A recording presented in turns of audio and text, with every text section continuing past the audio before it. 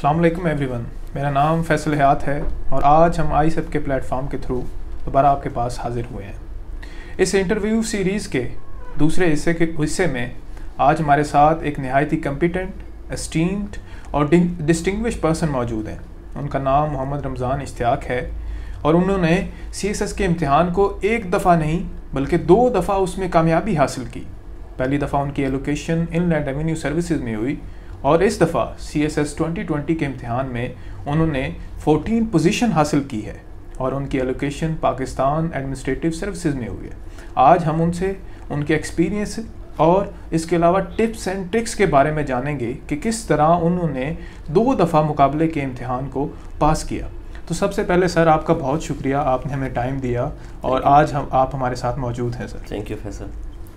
तो सर सबसे पहले हम बड़े एक बेसिक से क्वेश्चन से स्टार्ट करते हैं कि अक्सर एक हमें कहा जाता है, हमें बताया जाता है कि ये एक टफेस्ट एग्ज़ाम है, तो इसके लिए सिर्फ वही लोग क्वालिफाई करते हैं जिनका हाई प्रोफाइल बैकग्राउंड होता है, लम से होते हैं, बाहर से होते हैं। तो आप हमें अपने बैकग्राउंड के बारे में थोड़ा सा बताएं सर।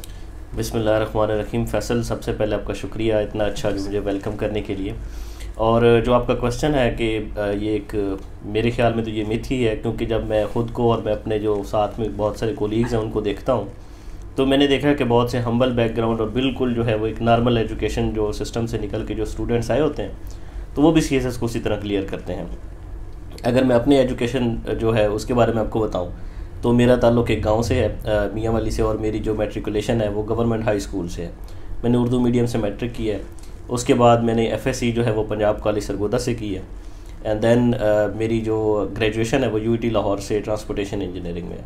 तो मेरे ख्याल में ये एक बड़ा हम्बल किस्म का एजुकेशन बैकग्राउंड है। बिल्कुल सर, बिल्कुल। तो ये बिल्कुल एक मिथ है कि हम ये सोचते हैं कि जो CSS के एग्ज़ाम है वो सिर्फ वही कर सकते हैं जो फ़ॉरेन ग्रेजुएट्स होते हैं, जो लम्स और बड़ी जो हाई क्लास यूनिवर्सिटीज़ हमारे कंसिडर की जाती है हमारी कंट्री में, उनसे पढ़ के सिर्फ CSS किया जा सकता है। तो ये एक मिथ है और हमें इस चीज़ को फैलाने की ज़रूरत है ताकि हम अवेयरनेस ला सकें कि एक नॉर्मल बैकग्राउंड का बच्चा भी CSS कर सकता है। बहुत शुक्रिया सर। तो अब एक बड़ा अहम क्वेश्चन है कि लोग एक दफ़ा CSS नहीं कर पाते, उसके बाद दूसरी दफ़ा फिर देते हैं अटैम्प्ट, नहीं कर पाते, तीसरी दफ़ा भी कुछ लोग नहीं कर पाते। आपने कंसेक्टिवली 2 दफ़ा CSS का इम्तिहान पास किया और अल्हम्दुलिल्लाह दोनों दफ़ा ही अच्छी एलोकेशन हासिल की। वो कौन सी ट्रिक है आपके पास, या कौन सी ऐसे वो एक पुड़िया जिसे कहते हैं जिसके थ्रू आपने जो है इसको 2 दफ़ा इसमें कामयाबी हासिल की? जी फैसल, सबसे पहले तो ये है कि CSS जो है वो कोई ट्रिक या इस तरह की चीज़ नहीं है। तो ये सबसे पहले तो मेरे ऊपर अल्लाह ताला का बड़ा करम है और उसके बाद माँ बाप की दुआएं और यकीनन मेहनत भी इसमें है। तो अगर आप ये वाली बात करें कि किस वजह से मुझे लगता है कि मैंने दोनों बार CSS को क्वालिफ़ाई किया है, तो उसकी वजह मैं सिर्फ एक ही कहूँगा कि जब भी मैंने CSS की तैयारी शुरू की 2017 में, 2020 में, तो मैंने अपना एक टारगेट सेट किया था कि मैंने इसको करना ही करना है। ठीक है, तो उसके बाद आपकी जो नेक्स्ट चीज़ आपको चाहिए that is your focused approach. ठीक है, पहली बार मेरे पास टाइम थोड़ा ज़्यादा था क्योंकि उस टाइम मैं सिर्फ CSS की तैयारी कर रहा था, लेकिन 2020 में मेरी IRS की ट्रेनिंग भी चल रही थी, तो इसलिए दोनों चीज़ें मेरे लिए साथ साथ मैनेज करना काफ़ी मुश्किल थी। लेकिन डिटर्मिनेशन जो है वो आपको मोटिवेट रखती है।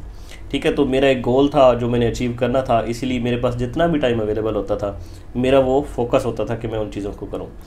जैसे मैंने बताया कि सेकंड टाइम मेरे पास टाइम बड़ा कम था, मैंने बड़ी जो है वो फोकस्ड किस्म की अप्रोच ली। मैंने बड़ी कम चीज़ें पढ़ी क्योंकि मैंने बहुत सारी चीज़ें पहले पढ़ी हुई थी, तो मैंने उन्हीं चीज़ों को पॉलिश किया, जिसकी वजह से अल्हम्दुलिल्लाह मेरा जो ऑब्जेक्टिव था वो मैंने अचीव कर लिया इस बार। आपका बिल्कुल पिछले जवाब से रिलेटेड एक क्वेश्चन है कि पहले आपकी एलोकेशन इनलैंड रेवेन्यू सर्विसेज में हुई, जिसको भी एक बड़ा अच्छा ग्रुप कंसिडर किया जाता है। तो उसके बाद किस चीज़ ने आपको मोटिवेट किया कि आप दोबारा अपेयर हों एग्ज़ाम में? आप जैसा कि आप सबको पता है कि एक बड़ा टफ ये एक प्रोसेस है, तो अभी आपने दोबारा पाकिस्तान एडमिनिस्ट्रेटिव सर्विस में आपकी एलोकेशन हुई है, तो इसके पीछे सर क्या वजह है काइंडली हमें ये बताएं। जी बिल्कुल फैसल, IRS जो है वो एक बहुत अच्छी सर्विस है। इसमें आप बहुत सारी टेक्निकल चीज़ें जो है वो जानते हैं जो कि एक आम जो एस्पायरेंट होता है या एक बाकी जो सर्विस ग्रुप्स हैं उनमें वो चीज़ें नहीं हैं। लेकिन अगर बात की जाए कि मोटिवेशन की, कि क्या मोटिवेशन थी जिस वजह से मैंने PES की तरफ स्विच किया, तो मैंने जैसे कि बताया कि मैं एक जो है वो रूरल बैकग्राउंड से हूँ, तो मैंने वहाँ पे सोसाइटी के जो मसले मसाइल देखे हैं, तो वहाँ पे मेरे अंदर एक चीज़ आती थी कि मैं लोगों को हेल्प आउट करूँ। तो उस केस में मेरे पास जो ऑप्शन बनता था वो पैस या पुलिस में था कि मैं जहाँ पे भी मेरी पोस्टिंग होगी वहाँ के लोगों के, जो आम लोगों के मसाइल हैं, जो अंडर प्रिविलेज हैं, जिनको कोई प्रिविलेज हासिल नहीं है, जिनके साथ ज्यादती हो रहा है, जिनके साथ जुल्म हो रहा है, उन लोगों की मैं मदद कर सकूँ। IRS में गो कि मैं मुल्क की ही जो है वो सर्विस कर रहा होता, मैं टैक्सेशन में था, मैं टैक्स इकट्ठा करता, गवर्नमेंट को देता, गवर्नमेंट उस आवाम पे लगाती। लेकिन PES में मेरे पास जो एक अपॉर्चुनिटी होगी कि वो मैं खुद इस जो है वो पोजीशन में होऊंगा कि मैं लोगों की डायरेक्ट हेल्प कर सकूं। तो मेरे ख्याल में यही मेरे लिए सबसे बड़ी मोटिवेशन थी कि मैं चाहता था कि मैं सोसाइटी के लोगों की मदद कर सकूं, मैं जहां भी पोस्टेड हूं मैं वहां पे लोगों की खिदमत कर सकूं। सर इसके बाद जैसा कि सब लोग सोचते हैं मैंने CSS करना है, फिर उसके बाद वो उसके लिए ओवरवेल्म्ड भी होते हैं कि हमने करना, विल भी होती है, लेकिन उन्हें एक प्रॉपर प्लान का नहीं पता होता। तो सर क्या आप हमारे जो ऑडियंस है उनके साथ शेयर करेंगे कि कौन से ऐसे स्टेप्स हैं जो आपने अपनाए या कौन से ऐसे स्टेप्स हैं जो कि एसेंशियल हैं CSS में कामयाबी हासिल करने के लिए? जी, CSS एक को वैसे तो अगर इसको कहा जाए तो ये एक पूरा समंदर है, ठीक है, जिसमें आप एक बार कूद गए तो आपको बहुत सारी चीज़ें मिलेंगी कि ये चीज़ भी है, ये चीज़ भी है। तो आपको थोड़ी सी जो है वो चीज़ें स्ट्रीमलाइन करनी पड़ेंगी। सबसे पहले आपको एक जो है वो फोकस चाहिए आपको कि आपने किस तरह जो है वो मेहनत करनी है। सबसे पहला जो मसला एस्पायरेंट्स को सबसे पहले आता है वो ये आता है कि उनका स्टेमिना नहीं होता पढ़ने का, ठीक है। तो वो बिल्ड करने के लिए आपको पहले टाइम चाहिए, आप न्यूज़पेपर रीडिंग और वो वाली चीज़ें पढ़ें जिनमें आपका इंटरेस्ट है। करंट अफेयर्स अगर आपको अच्छे लगते हैं, जनरल साइंस एंड एबिलिटी आपको अच्छा लगता है, आपको न्यूज़पेपर अच्छे लगते हैं, मैगजीन्स आर्टिकल्स वगैरह अच्छे लगते हैं, तो आप उनकी रीडिंग शुरू करें ताकि आपको रीडिंग हैबिट डेवलप हो, आपका स्टेमिना डेवलप हो। उसके बाद आप कंपल्सरी सब्जेक्ट्स हैं उनके ऊपर खसूसन फोकस करें, और उन कंपल्सरीज में जो आपकी सबसे इम्पॉर्टेंट चीज़ है दैट इज़ इंग्लिश ऐसे एंड इंग्लिश कम्प्रीहेंशन, क्योंकि ये फर्स्ट बेंचमार्क है CSS क्लियर करने का। आपने अगर 700 नंबर भी ले लिया, 800 नंबर ले लिया, और अगर आपकी प्रेसी या इंग्लिश ऐसे जो है वो अगर आप उसमें फ़ेल हो जाते हैं तो वो आपकी सारी स्ट्रगल जो है वो ज़ाया हो जाती है। तो सबसे पहले कंपल्सरी सब्जेक्ट्स को सिक्योर करें। उसके बाद जो सिलेक्शन ऑफ ऑप्शनल सब्जेक्ट्स है दैट इज़ वेरी इंपॉर्टेंट, ठीक है, क्योंकि ये जो है वो मेक और ब्रेक सीन है, ठीक है। अगर आपकी चॉइस अच्छी है, स्कोरिंग है, इंटरेस्ट आपका है, तो आप उसमें स्कोर अच्छे ले जाएंगे। आपका अगर इंग्लिश ऐसे और कंप्रीहेंशन पास है तो उसके बाद आपको जो अगली चीज़ चाहिए होती है वो स्कोर होता है किसी अच्छे ग्रुप में जाने के लिए। तो आपको इन चीज़ों के ऊपर फोकस करना पड़ेगा कि आपने वो सब्जेक्ट्स लेने हैं जिनमें आपका इंटरेस्ट हो, ठीक है। आपकी सब्जेक्ट सिलेक्शन के बाद आपकी जो तैयारी वो शुरू होती है, और फिर उसके बाद जो सबसे इम्पॉर्टेंट चीज़ जो मुझे अपनी तैयारी में दोनों बार मुझे नज़र आई दैट इज़ नोट्स प्रिपरेशन।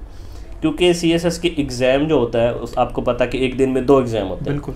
तो आपको रिवाइज़ करने का टाइम नहीं मिलता, और ना ही इतना टाइम होता कि आप मल्टीपल सोर्सेज को कंसल्ट कर सकें। तो आपके नोट्स उस टाइम आपके काम आएंगे। तो नोट्स प्रिपरेशन बहुत इम्पॉर्टेंट है। सर इसके अलावा हमने बात कर ली, आपने बड़ा थॉरोली बताया हमें कि किस तरह एक प्रोसेस है इसको हम करना है CSS को। तो अब हमें एक ये इशू अक्सर स्टूडेंट्स में पाया जाता है, बड़े कंफ्यूज भी होते हैं कि whether we should go for academy और whether we should start our preparation by our own. तो आप क्या सजेस्ट करते हैं और कौन सी ऐसी चीज़ है जो कि इसमें हमें ध्यान में रखनी चाहिए ये डिसीजन लेते हुए? जी फैसल, जो इस जो क्वेश्चन में डिसाइडिंग फैक्टर है दैट इज़ गाइडेंस। अगर आपके पास इतनी गाइडेंस है, आपके पास कोई इंडिविजुअल सोर्स अवेलेबल है जो आपको गाइड कर सकता है, जिसने आपको गाइड किया है, तो फिर तो बाकी आपकी अपनी स्ट्रगल है कि आपने कितना पढ़ना है। लेकिन एकेडमीज़ जो हैं वो इसलिए आपको मैं प्रेफर करूँगा कि आपको जो वो जाना चाहिए, क्योंकि हमारे जो मेजॉरिटी ऑफ एस्पायरेंट्स हैं उनको पता नहीं होता कि व्हाट एक्चुअली CSS। उनको ये नहीं पता होता कि सब्जेक्ट्स कितने होते हैं, उनको ये नहीं पता एग्ज़ाम पैटर्न क्या होता है, उनको ये नहीं पता होता कि एग्ज़ाम जो है उसका ब्रेकअप क्या है, कंपलसरी क्या होते हैं, ऑप्शनल सब्जेक्ट कैसे डिसाइड करने। तो ये वाली चीज़ें अगर आपको एक प्लेटफॉर्म के ऊपर चाहिए तो वो प्लेटफॉर्म आपको एकेडमीज़ देती हैं, ठीक है। तो आपको इसीलिए मैं एकेडमीज़ रेकमेंड करूँगा। अगर आपके पास गाइडेंस नहीं है तो आप एकेडमी ज़रूर ज्वाइन करें, क्योंकि उसके बगैर you are like a rudderless boat, ठीक है। आप चल तो रहे हैं लेकिन आपको पता नहीं लग रहा कि मैं सही डायरेक्शन में जा रहा हूँ या मैं गलत डायरेक्शन में जा रहा हूँ। तो ये जो डायरेक्शन है ये आपको एकेडमीज़ देंगी। तो आपके पास अगर गाइडेंस नहीं है तो आपने एकेडमी ज़रूर ज्वाइन करनी है, उसके बगैर आप जो है वो अपनी मंजिल तक नहीं पहुँच सकते। Sir next oftentimes we see around के there is a talk of resources, good resources, recommended books and ये आपके पास ये अच्छा रिसोर्स मटेरियल होना चाहिए, आपको पढ़ना चाहिए। व्हाट वाज योर स्ट्रेटजी कि आप कैसे एक सोर्स को सिलेक्ट करते थे देन उसमें से मटेरियल को एक्सट्रैक्ट कैसे करते थे, और देन उसको रिप्रोड्यूस कैसे करते थे और यूज़ कैसे करते थे अपने एग्ज़ाम में। बिल्कुल फैसल, CSS के बारे में एक कहा जाता है कि it is not about hard work, it is about smart work. ठीक है, तो बहुत सारे लोग इस चीज़ को डिसाइफर नहीं कर सकते कि व्हाट एक्चुअली स्मार्ट वर्क। बिल्कुल, स्मार्ट वर्क ये है कि आपने टू द पॉइंट रहना है। बहुत सारे एस्पायरेंट्स का मसला ये होता है कि वो एक ही सब्जेक्ट्स के ऊपर बहुत ज़्यादा बुक्स पढ़ लेते हैं, 10-12 बुक्स पढ़ लेते हैं। उसका एंड रिजल्ट क्या होता है कि एट द वेरी एंड उनको पता लगता है कि उनके बाकी 11 सब्जेक्ट्स हैं उनके ऊपर फोकस नहीं था, तो वो प्रिपेयर्ड नहीं है। आपने सिलेबस को लेके चलना है, और सोर्स आप कहीं से भी ले लें। आप लोकल ऑथर्स की बुक लें। मैंने मेजॉरिटी ऑफ द सब्जेक्ट्स थे वो मैंने लोकल ऑथर्स और ऑनलाइन रिसोर्सेज से पढ़े थे। आपका जो टॉपिक है वो क्लियर होना चाहिए, उसके ऊपर हर एक पर्सपेक्टिव आपका तैयार होना चाहिए। इट डजेंट मैटर कि आपने उसको इंटरनेशनल ऑथर से पढ़ा है या लोकल ऑथर से पढ़ा। अब लेट्स से हम क्लाइमेट चेंज का एक ले लेते हैं टॉपिक। तो अब बजाय इसके कि मैं 15-20 बुक्स लूँ और जो है उसमें से मैं वो पढ़ना शुरू कर दूँ, तो क्यों ना मैं उसको एक ऐसी बुक से पढूं जिसके ऊपर कंप्रीहेंसिव डिटेल से चीज़ें लिखी हुई हैं, और मोस्ट ऑफ द केसेस वो आपको जो मार्केट बुक्स हैं उनमें वो चीज़ें मिल जाती हैं, क्योंकि वो टेलर्ड होती हैं CSS के सिलेबस के मुताबिक। उसके बाद आपने एक्स्ट्रा चीज़ें करनी है, आप मैगजीन्स कंसल्ट कर सकते हैं, न्यूज़पेपर हैं, ऑनलाइन रिसोर्सेज आपके बहुत अच्छे मिल जाते हैं, आप PDF फाइल्स ले लें, आर्टिकल्स पढ़ लें। तो आपने अपने जो टॉपिक स्पेसिफिक चलना है कि मेरा ये टॉपिक है, इसके ये पर्सपेक्टिव्स हैं, तो ये वाले सारे मुझे तैयार होने चाहिए। बाकी जो मटेरियल है वो इट डजेंट मैटर कि आपने वो कहाँ से तैयार किया है। मटेरियल क्वालिटी अच्छी होनी चाहिए, इस पे कंप्रोमाइज़ नहीं होगा। आप जो चीज़ पढ़ रहे हैं वो अच्छा कंटेंट हो, उसको आप रिप्रोड्यूस करने का आपने सवाल पूछा था। तो मेरी जो स्ट्रेटजी थी वो ये थी कि अगर मेरे पास 2 बुक्स हैं और मैं ऑनलाइन भी चीज़ें पढ़ रहा हूँ, तो मैं टॉपिक वाइज चलता था कि आज मैंने लेट्स से CPAC पढ़ा है, तो CPAC के ऊपर जितने भी क्वेश्चंस बनते हैं, मैंने नोट्स की भी बात की थी साथ ही, तो मेरा ये जो तरीका था कि मैं उसके नोट्स बना लेता था। उसका फ़ायदा ये होता था कि नेक्स्ट टाइम जब मैंने CPAC या कोई भी टॉपिक पढ़ना है तो मुझे बार बार मल्टीपल सोर्सेज पे जाने की ज़रूरत नहीं है, दोबारा आर्टिकल्स ढूंढने की ज़रूरत नहीं, मेरे पास वो तैयार है। मैं अपने नोट से वो चीज़ें रिवाइज़ करूँगा, और अगर कोई एडिशन है तो उसी के ऊपर एडिशन कर दूँगा। सही है सर। अगला क्वेश्चन जो है ना बड़ा अहम भी समझा जाता है, उसके अलावा कहते हैं कि decides the future of many candidates, English ऐसे, जैसे एक वो क्या कहते हैं जिन के तौर पे भी कंसिडर किया जाता है। आपने माशाल्लाह 2 दफ़ा ऐसे को पास किया, तो आप एक बिगिनर है या एक CSS का कैंडिडेट है, उसको क्या एडवाइस करेंगे कि वो जो है ऐसे में अपनी जो कामयाबी है एटलीस्ट उसको श्योर तो कर लेना कि ठीक है आई कैन पास दिस ऐसे exam after this much of effort. Faisal, आपने एक वर्ड यूज़ किया जिन का। असल में मसला ये है कि हमने बाकी CSS के जो इंग्लिश ऐसे के एग्ज़ाम उसको जिन बना लिया, और उसके अंदर बहुत सारी हमने मिथ्स बना ली हैं, जिसकी वजह से एक एस्पायरेंट जो है वो इतना कंफ्यूज होता है कि उसको समझ नहीं आती कि मैंने क्या चीज़ करनी है। मेरे हिसाब से जो बंदा इंग्लिश ऐसे में फ़ेल होते हैं उसकी रीज़न ये है कि वो इंग्लिश ऐसे को सिर्फ इंग्लिश का एग्ज़ाम समझ बैठते हैं। इंग्लिश ऐसे is not only about English. English आपकी ठीक होना ज़रूरी है, उसमें बहुत आपने जो है वो फ्लावरी लैंग्वेज नहीं डालनी। बहुत सारे लोग ये करते हैं कि वोकैब बड़ी मुश्किल डाल देते हैं, वो इवन जो एग्जामिनर होता है उसको भी समझ नहीं आती कि ये क्या लिखना चाह रहे हैं, ये क्या कन्वे करना चाह रहे हैं। इंग्लिश ऐसे एग्ज़ाम है आपकी इंग्लिश के ठीक होने का, प्लस आपकी रेलेवेंस और नॉलेज ऑफ द टॉपिक, इस चीज़ का एग्ज़ाम है वो। ठीक है, तो आपने इंग्लिश भी अच्छी लिखनी है, और जो आपका क्वेश्चन है जो आपसे ऐसे में डिमांड किया जा रहा है आपने उस डिमांड को भी मीट करना है। लेट्स से वो किसी टॉपिक पे आप डिबेट जा रहे हैं, CPAC पे डिबेट जा रहे हैं आपसे कि CPAC पाकिस्तान के लिए बेनिफिट है या नुकसान है, तो अब बजाय इसके कि मैं सिर्फ इंग्लिश पे फोकस करूँ, मेरा साथ में ये एनालिसिस भी होना चाहिए कि CPAC वो है क्या चीज़, CPAC पाकिस्तान के लिए ठीक है गलत है। अगर मैं बहुत अच्छी इंग्लिश लिखता हूँ लेकिन मेरे आर्गूमेंट्स वीक हैं, ठीक है, मैं प्रूफ ही नहीं कर पाता, लेट्स से मैं कहता हूँ कि CPAC पाकिस्तान के लिए नहीं है ठीक, और मैं उसको प्रूफ नहीं कर पाता, तो मैं इंग्लिश ऐसे क्वालिफाई नहीं कर सकता, चाहे मेरी इंग्लिश कितनी ही अच्छी क्यों ना हो। ठीक है, तो आपका टॉपिक से रेलेवेंस, आपकी टॉपिक के ऊपर ग्रिप, और उसके बाद इंग्लिश, ये 3-4 जो फैक्टर हैं अगर ये ठीक हैं तो गारंटी तो CSS की कोई नहीं दे सकता आपको, लेकिन एटलीस्ट आपको ये पता होगा कि मेरा ऐसे क्वालिफाई होने के चांसेस बहुत ज़्यादा। ठीक है, तो ये मसले मसाइल हैं जिसकी वजह से CSS की इंग्लिश ऐसे को एक जिन बना दिया गया। इसके अलावा सर अक्सर ये कहा जाता है कि आपको ना इंग्लिश की जो ग्रामर है वो सारी अज़बर होनी चाहिए, आपको रूल्स एंड रेगुलेशन जो हैं वो कर लेने चाहिए, लेकिन अगर ह्यूमनली देखा जाए तो इस शॉर्ट पीरियड में इतना पॉसिबल नहीं है। तो आपने कितनी ग्रामर की बुक्स पढ़ी और क्या आप जो है वो PhD आपने ग्रामर में की, या जिसकी वजह से आपका जो ऐसे है वो पास हुआ? कोई भी इंसान होता है वो ज़िंदगी में हर फेज़ पे वो एक लर्नर होता है, और आई बिलीव कि I am still a learner. ठीक है, इंग्लिश मेरी भी गलती हो सकती, किसी की भी गलती हो सकती, क्योंकि ये अपनी लैंग्वेज नहीं है।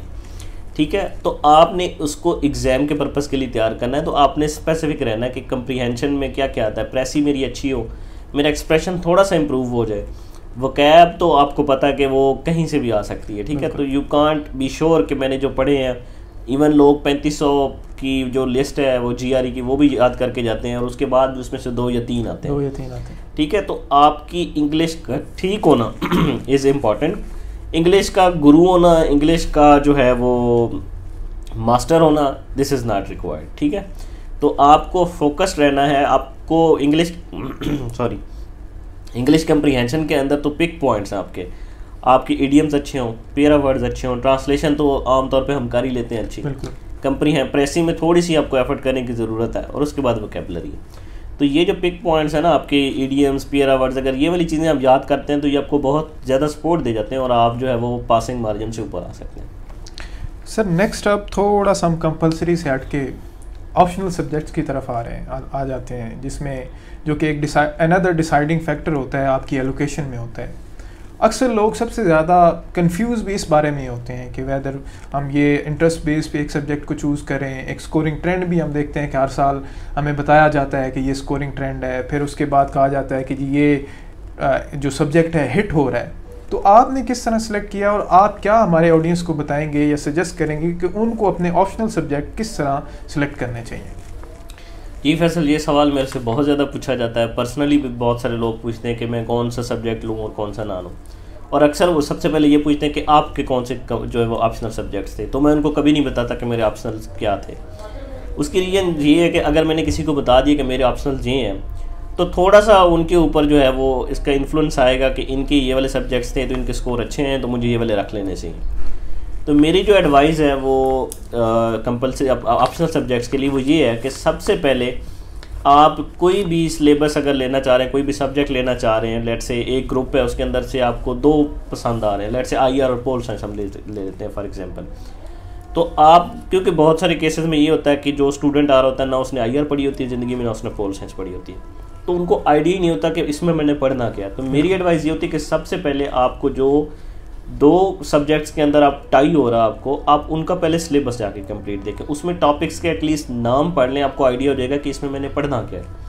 उसके बाद आप डिसाइड करें कि क्या इन टॉपिक से मेरा कोई इंटरेस्ट डेवलप हो रहा है।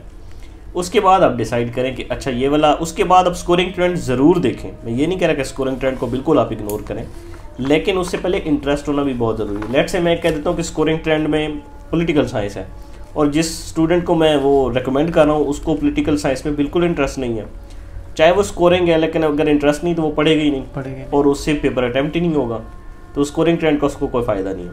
ऑन दी अदर हैंड, अगर ये वाला सीन है कि अगर कोई सब्जेक्ट स्कोरिंग नहीं भी है लेकिन आपका इंटरेस्ट है, तो इवन देन आप उसमें अच्छा परफॉर्म कर सकते हैं, क्योंकि आपका इंटरेस्ट होगा तो आप उसमें बहुत सारी चीज़ें एक्स्ट्रा भी पढ़ेंगे। ठीक है, तो मेरा ये तरीकाकार था कि मैं इसी तरह ही करता था। मैं जो पहले अपना इंटरेस्ट देखता था, उसके बाद मैं देखता था कि इसका स्कोरिंग ट्रेंड क्या चल रहा है। अगर बहुत ज़्यादा हिट सब्जेक्ट हो तो फिर डेफिनेटली उसको बहुत सारे स्टूडेंट ड्रॉप करते हैं, लेकिन अगर लेट से उसी सब्जेक्ट के अंदर आपकी डिग्री है तो आपको वो, मैं कभी नहीं कहूँगा कि आप वो ड्रॉप करें, आप उसमें अच्छा परफॉर्म कर सकते हैं, आपको मेहनत करनी पड़ेगी सिर्फ।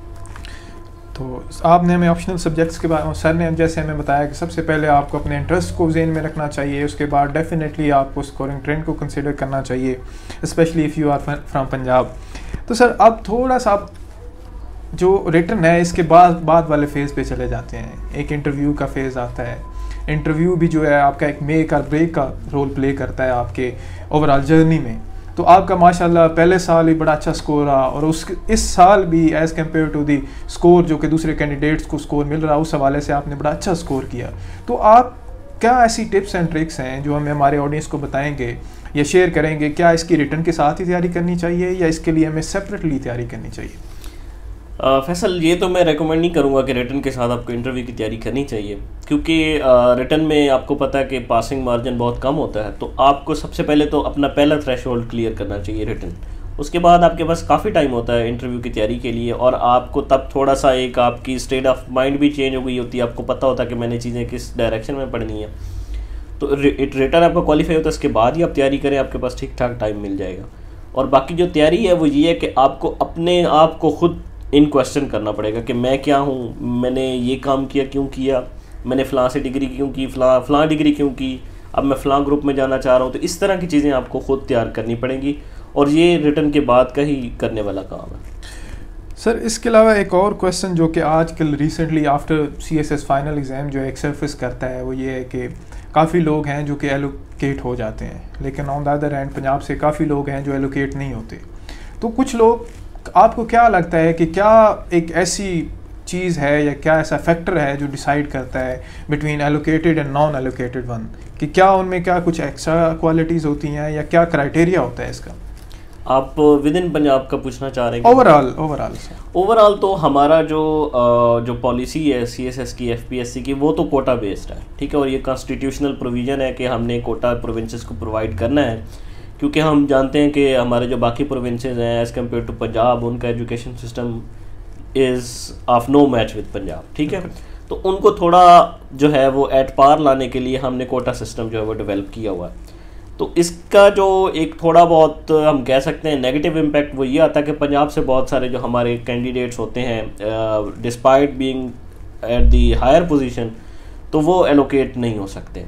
लेकिन क्योंकि ये कॉन्स्टिट्यूशनल प्रोविज़न है और इसको अभी एक्सटेंशन भी मिली है 2013 में, क्योंकि पहले ये 40 ईयर्स के लिए थी, तो अब जब तक इसको कॉन्स्टिट्यूशनली इसको रिमूव नहीं किया जाता तो ये वाला इशू तो रहेगा। तो सर, इस चीज़ को लेके एक जो कॉमन कैंडिडेट है फ्रॉम पंजाब अक्सर डिसहार्ट हो जाता है, क्या उसको होना चाहिए या नहीं होना चाहिए?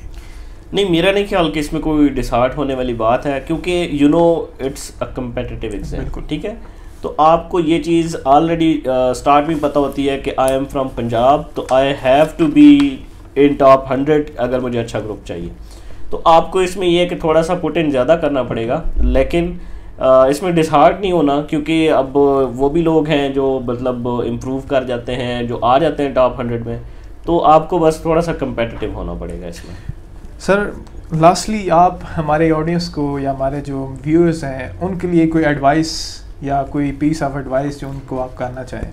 पीस ऑफ एडवाइस मैं ये देना चाहूँगा कि क्योंकि हम लोग जानते हैं कि अभी हमारे एस्पायरेंट्स बहुत ज़्यादा हैं, 2020 में भी बहुत ज़्यादा थे, 2021 में भी। तो टिप ये है कि आप लोगों ने इस चीज़ को लेके जो है वो डिसहार्ट नहीं होना कि कैंडिडेट ज़्यादा हैं। तो जो फर्स्ट पोजीशन पे आ रहा होता है वो भी उन 20,000 में बैठ के एग्ज़ाम दे रहा होता है, और उसको भी जो है ना टिल लास्ट डेट पता नहीं होता कि मेरी एलोकेशन भी होगी या नहीं होगी, ठीक है। तो ये एक प्रोसेस है, इसमें आपने कंसिस्टेंट रहना है, अपनी जो है वो हिम्मत को वो बढ़ा के रखना है, आपने हिम्मत नहीं हारनी, ठीक है। और उसके बाद ये कि गाइडेंस के लिए आप लोगों गाइडेंस बहुत ज़रूरी है। जैसे पहले ही हमने बात की, आईसेप में अभी हम जो है इंशाल्लाह नया सेशन भी शुरू करने जा रहे हैं, तो गाइडेंस बहुत ज़रूरी है। और एकेडमीज़ उन लोगों के लिए बहुत ज़्यादा मुफीद हैं जिनके पास कोई इंडिविजुअल सोर्स नहीं है, जिनको कोई बताने वाला नहीं है। तो आई होप कि इंशाल्लाह जो हम आईसेप पे अपनी पूरी जो है वो कोशिश करेंगे कि आप लोगों को प्रॉपर गाइड किया जा सके। सर, इसी से रिलेटेड हमारे पास एक क्वेश्चन भी है कि आप आईसेप में एज अ फैकल्टी मेंबर पढ़ा भी रहे हैं, तो आपका एक्सपीरियंस यहाँ पे कैसा है और आप किस तरह बच्चों को गाइड करते हैं? जी, यहाँ पे मैं बिल्कुल फैकल्टी का मेंबर हूँ आईसेप में, और मेरा बड़ा पुराना जो है वो ताल्लुक़ है आईसेप से। तो रही बात पढ़ाने की, तो वो हम अपना प्रॉपर जो है वो पेपर प्रेजेंटेशन और इन सब चीज़ों पे इंशाल्लाह फोकस करेंगे और कर भी रहे हैं। और उसके बाद आईसेप में बड़ी हमने एक नई स्ट्रेटजीज़ काफ़ी ज़्यादा ऐड की हैं, जैसे वीकली एडिटोरियल के रिव्यूज़ वगैरह हो गए, फाउंडेशन क्लासेस हम ले रहे हैं। तो ये वाली चीज़ें जो हैं आपको इंशाल्लाह डिस्टिंग्विश करेंगी कि आप लोगों ने 20,000 कैंडिडेट्स में से अपने आप को कैसे मनवाना है। Sir, thank you very much for your valuable time. आपने जो टिप्स एंड ट्रिक्स शेयर की डेफिनेटली वो हमारे व्यूअर्स को हेल्प आउट करेंगे। डिफरेंट कुछ जो कन्फ्यूजन्स हैं या जो टॉप 10 में आने के लिए या एलोकेशन के हवाले से उनको हेल्प आउट करेंगे। इसी के साथ ही हम आज आपसे इजाज़त लेना चाहेंगे और मज़ीद हम कोशिश करेंगे कि और भी इसी तरह के जो टॉप एजुकेटर्स हैं उनको आपके सामने लेके आएँ, उनसे पूछें, उनकी जर्नी का पूछें, उनसे टिप्स एंड ट्रिक्स का पूछें और उनसे पूछें कि किस तरह उन्होंने किया और किस तरह आप कर सकते हैं। Thank you very much for today. Allah.